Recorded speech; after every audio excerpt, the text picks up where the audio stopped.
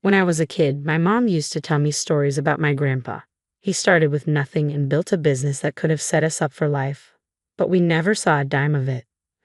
I didn't understand why until I got older and learned about the mess with his will. "Eliza, your grandpa was a tough nut," my mom said one chilly evening. We were huddled at our small kitchen table, nursing cups of lukewarm tea. The heater was busted again, and the landlord wasn't quick to fix anything. He only believed in money earned, not given. "Why did he cut us off then? Didn't he think he'd manage his money right?" I asked, trying to keep the bitterness out of my voice. Mom sighed, her eyes tracing the steam rising from her cup. "It wasn't about me managing it. He had this crazy idea. He made a will that only gave his fortune to someone who made it big on their own. $500,000 at least in their business." "That's just cruel," I muttered, incredulous. The idea seemed ridiculous, like a game set by a man who loved his money more than his family. "It was his way or the highway," Mom continued. "When I argued with him, he practically disowned me, saying if I was any good, I'd earn my way without his help." The unfairness of it all gnawed at me. Here we were, scribbling and saving every dime, while someone else was living it up on what should have been ours. From a young age, I had a knack for spotting opportunities to make money. I set up a lemonade stand at the local golf course on sweltering summer days, shouting 50 cents a cup to the thirsty golfers. They couldn't resist the pitch from a freckle-faced kid with a pitcher. "You sure know how to hustle, kiddo," an old golfer named Hank once said, chuckling as he handed over his change. "Keep that up, and you'll be a tycoon one day." I grinned, pocketing the coins. "Just saving up for something big," I'd reply, always thinking about the next venture. It wasn't just lemonade. I made homemade baubles and bracelets from beads I found at the dollar store, selling them at neighborhood block parties, school events, and even at garage sales. Trading wasn't just fun, it felt right, like I was meant to do it. "Eliza's got her own little business empire going," Mom would joke to her friends, with a hint of pride in her voice that made me stand a little taller. But it was sewing that really caught on. When I bought that old sewing machine from a garage sale, it felt like Christmas had come early. Teaching myself to sew wasn't easy. The machine was temperamental, and the tutorials online weren't always clear, especially with the spotty internet connection. But I stuck with it, turning drab thrift store finds into trendy outfits. One day, Sarah sneered at me. "Is that the same shirt you wore last week?" "Yep, gave it a little makeover," I said casually, slamming my locker shut. "You should try it sometime. It might improve your attitude." She scoffed and walked away, but a few other girls lingered. "That was really cool what you did with your shirt. Could you do mine?" one of them asked shyly. "Sure thing," I replied, my heart swelling with pride. "Bring it tomorrow." Word spread quickly, and soon I was taking custom orders. It wasn't just pocket money anymore. It was a real business. People paid good money for uniqueness, and I was all too happy to provide. One sunny afternoon, I took my latest creations to the local street fair. I set up a rickety table, laid out my garments, and waited, heart pounding with excitement. "You think people will buy these?" my friend Mike asked, eyeing the passers-by skeptically. "They'd be crazy not to," I shot back confidently. And they did. My table was swarmed, and I barely had time to collect the money and hand over the clothes. Amidst the chaos, a guy approached, car keys jangling in his hand. "Hey, my car broke down a block from here. Saw your stall. This stuff yours?" he asked, nodding towards my display. "Yeah, all made by me. Need something to pass the time while waiting for a towel?" I joked, handing him a shirt. He laughed, genuinely. "Actually, I was wondering if you do men's stuff too." "Sure do," I replied, pulling out a few pieces I'd experimented with. He examined them, then looked at me with a spark of interest. "You've got talent. Ever think of making this a real business?" "Every day," I said, not missing a beat. His smile widened. "I'm Jack, by the way." "Eliza," I said, shaking his hand, feeling the weight of the moment. This wasn't just another sale. It felt like a doorway swinging wide open. As the day wound down, I counted the cash, a sense of accomplishment washing over me. This was it. I was making it happen, one stitch at a time. "I told you they'd love your stuff," Mike said as he helped me pack up. "Yes, you were right," I admitted, unable to hide my grin. Looks like I might just make that $500,000 mark after all. After Jack and I met at the fair, things took off faster than I'd expected. He wasn't like anyone I knew. He came from money, but he had a way of making you forget about that when you were with him. He was laid back, always laughing and making plans. We started seeing each other more, and it wasn't long before we were seriously dating. One day, he said, "Eliza, I think it's time you met my parents." The mere thought made my stomach churn. I knew Jack's family came from old money, the kind that looked down on people like me. "Are you sure?" I asked, my voice tense. "I don't think they'll like me much." Jack brushed it off with a laugh. "They'll love you. Don't worry so much." The drive to Jack's parents' house felt interminable. Jack chatted about mundane topics, probably trying to ease the tension, but my stomach was still in knots. When we finally turned into a long driveway, I saw it, a massive house that resembled a museum more than a home. As we walked up to the grand entrance, the door swung open before we could even knock. There stood Jack's mom, Mrs. Thompson, impeccably dressed in a way that made me feel instantly underdressed despite my careful choice of outfit.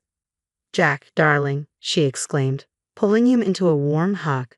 Then she turned to me with a polite smile that didn't reach her eyes.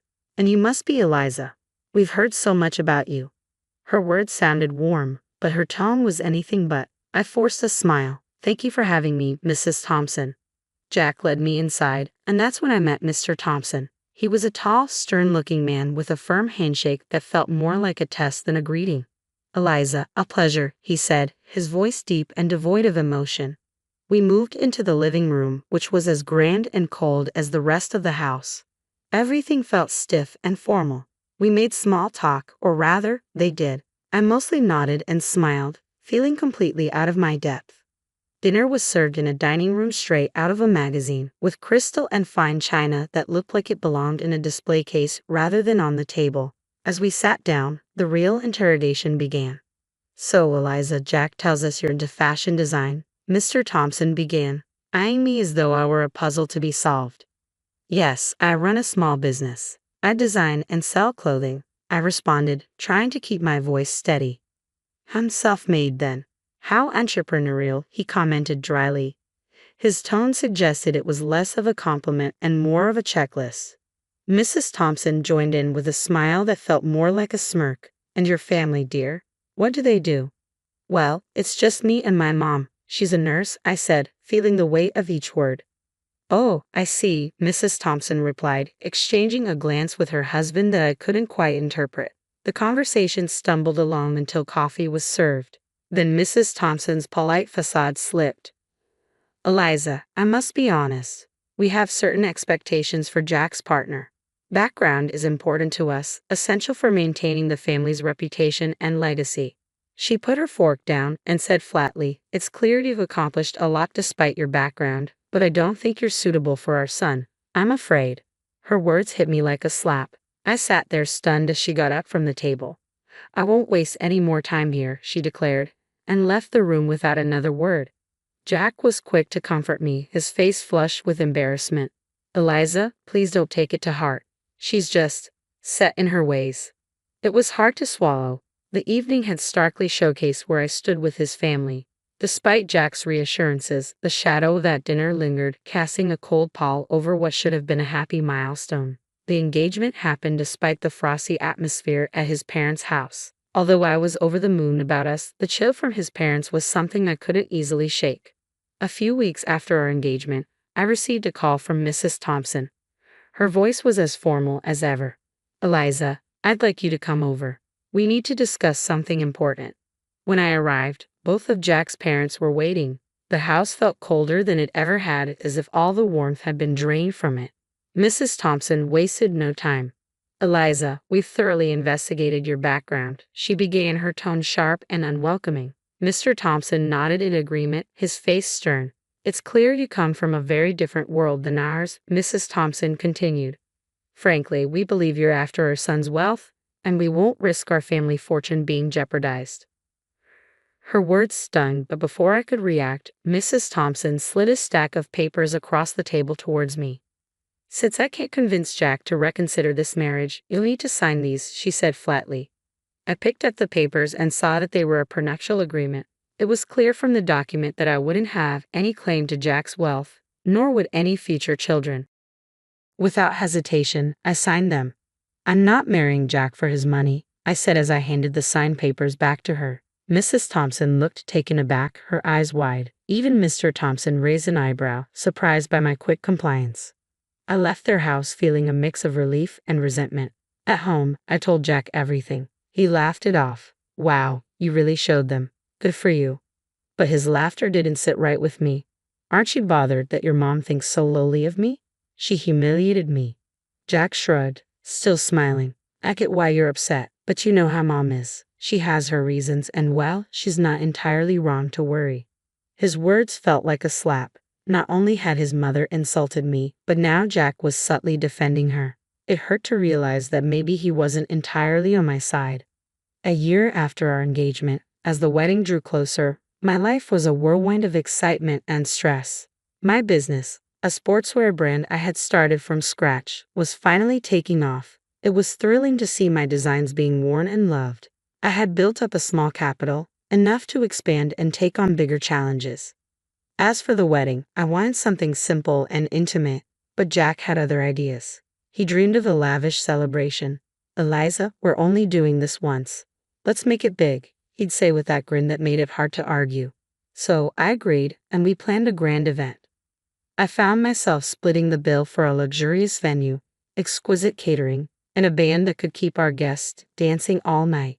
I managed to snag some deals, haggling discounts wherever I could. Old habits die hard.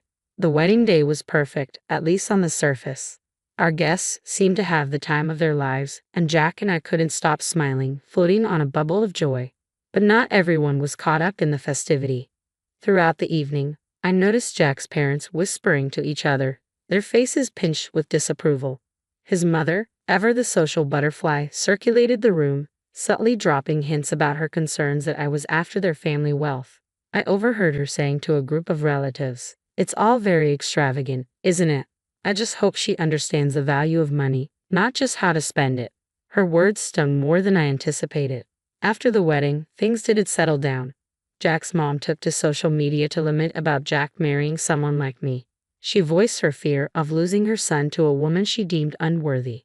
Reading those posts was painful. My throat tightened and my eyes burned with not just sadness but frustration. I tried to discuss it with Jack. "Your mom's posts, they're really harsh. Can you talk to them? They don't even know how well the business is doing." Jack sighed, his face troubled. "Eliza, I know it's tough, but let's not rock the boat. My parents are just like this. They think I'm some gold digger. They don't see that I don't need their money." He pulled me close, his voice soothing. I know, but let's ignore it for now. They'll come around. They just need time to see what I see." I nodded, though not entirely convinced. Exhausted from the argument, I'd agreed to let it go. Not because I thought he was right, but because I was too tired to fight. It was easier to focus on my business, pouring my energy into something positive that was mine. Despite the personal turmoil, my business continued to thrive. Orders poured in, and my brand gained a following. I was doing interviews, photo shoots, and discussing partnerships. My days were packed, and I thrived on the hustle. The evening of the charity dinner arrived, held at a swanky downtown hotel. The event was dedicated to supporting sports programs for kids and teenagers. As the main costume designer, I had chosen a blue and white theme for the event, perfectly complementing both the decor and some of my latest sportswear designs. Jack and I entered the grand hall, a space alive with well-dressed guests and shimmering lights. I was nervous but excited to see my designs showcased in such a prestigious setting. However, that excitement quickly faded when we spotted Jack's parents across the room. Their cold stares cut through the warmth of the bustling crowd, and while Jack noticed, he said nothing. Their blatant disregard stung deeply, but I bit my lip and kept walking. As guests began to arrive, I circulated the room, chatting and networking. Jack stayed by my side, his usual charming self, though he seemed a bit overwhelmed by the scale of the event. "You're really pulling out all the stops, huh?" Jack commented as we watched the crowd from a distance. "Go big or go home," I replied with a wink. "Eliza, you've outdone yourself," a familiar voice said from behind me. Turning around, I saw a local sports celebrity who had worn my designs before. "These uniforms are fantastic. Thanks so much. Enjoy the evening." I smiled and handed them a business card. "Let's catch up soon." The event buzzed with energy, the atmosphere electric with enthusiasm and goodwill. Then the moment of truth arrived. The host took the stage to thank the sponsors, and my heart raced with a mix of pride and anxiety as my name was announced as one of the main contributors. I'd like to extend a special thank you to Eliza, whose generous donation of over $300,000 made tonight possible. The presenter boomed through the microphone. The room erupted in applause, but it was abruptly cut short by a shriek from Mrs. Thompson. "Absolutely not," she screamed, drawing the room to shocked silence. She demanded a microphone, and once it was handed to her, she wasted no time. "This is preposterous. Eliza couldn't possibly afford this. She's nothing but a poor beggar using my son's money. She's a cunning predator sneaking into our family to bankrupt us." Her words echoed through the hall, venomous and loud. The presenter, taken aback but composed, quickly tried to correct the situation. "Mrs. Thompson, I assure you, you were mistaken. Eliza's company is extremely successful and fully capable of such generosity. I know this firsthand." The crowd murmured, the tension palpable. In an unexpected move, the presenter passed the microphone to Jack, hoping he would clear the air. Jack's face was a mixture of embarrassment and conflict. He glanced at his parents, then at me, his voice barely a whisper as he spoke into the mic. "I have nothing to say." And with that, he walked over to his parents, leaving me standing alone amidst a sea of whispers. The weight of the moment settled heavily on my shoulders. I felt exposed and humiliated, not only by the accusations but also by Jack's refusal to defend me or affirm the truth about my success. The pride I had felt in my contribution was overshadowed by the drama unfolding around me. Stepping into the spotlight, I approached the microphone, my heart pounding but my resolve clear. "Good evening, everyone. Thank you for being here tonight," I began, my voice steady despite the tumult of emotions. "Tonight, I'd like to share something very personal about my journey." The room fell silent, all eyes on me. I started as a street entrepreneur, not just to make ends meet, but driven by a dream. That dream led to the creation of a sportswear brand many of you know today. I paused, meeting the eyes of young athletes and seasoned businessmen. When my company's profits hit $500,000, I fulfilled a promise to a very special person, my grandfather. I continued, my voice growing stronger. He left a will stating that his inheritance would go to a relative who made their own success, reaching that exact figure in their business. Whispers filled the hall as I let that sink in. That inheritance has been used not only to fuel my personal growth but to give back through charity, much like tonight's event. I scanned the crowd, some nodding as I unfolded more of my story. After the pandemic, my business didn't just survive, it thrived, growing several times over. Every challenge faced was a stepping stone. As I concluded, I stood before the crowd not just as a business owner but as someone who believes in the power of perseverance and dedication. The room erupted in applause, with some guests rising to their feet. I saw faces light up with respect and admiration, but my gaze briefly met Jack's parents. Their expressions, once haughty, now showed disbelief and embarrassment. They quietly exited the hotel. Jack, looking equally shaken, tried to approach me. "Eliza, I shook my head and walked past him. My emotions were a mix of triumph and heart ache. I needed space, not just from the evening's drama, but from everything. I decided to stay at the hotel that night, alone with my thoughts. Later, as I sat in the quiet of my hotel room, my phone rang. It was my mom. Her voice was thick with emotion. "Honey, I saw everything. I just want you to know how proud I am to see you stand up there, telling your story and reclaiming your truth. You're everything I hoped you'd be."